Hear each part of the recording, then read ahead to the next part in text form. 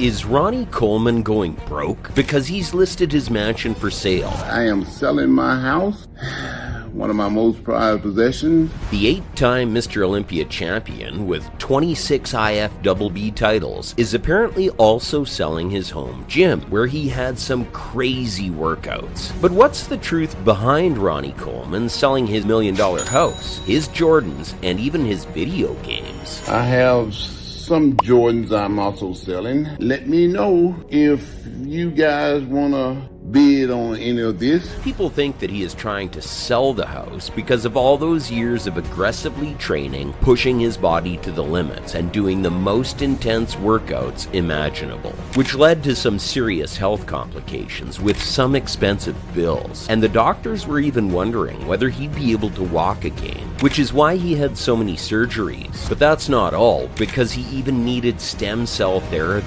13 spine surgeries. That's how many surgeries that Ronnie Coleman, Mr. 8-time Olympia, has underwent. He still regrets not doing enough. Do you have any regrets, training-wise or bodybuilding-wise? The only regret I had is when I was doing that 800-pound squat. I didn't do 6 reps. But it all paid off because those surgeries saved his life, and now he can walk again. But the craziest part is, all those surgeries didn't bankrupt Ronnie, because the real reason behind him trying to sell his house is that he just wants a bigger place. Here's what he had to say. After 26 years in my lovely home, I am finally selling it to move into a bigger house for my bigger family. I'm hoping someone else falls in love with it the way I fell in love with it. I had planned to stay forever, but my wife wanted a bigger house for our growing girls. But despite his GOAT status, most people don't know that Ronnie Coleman was defeated 5 times in a single year by a guy who was only 5'5", Lee Priest.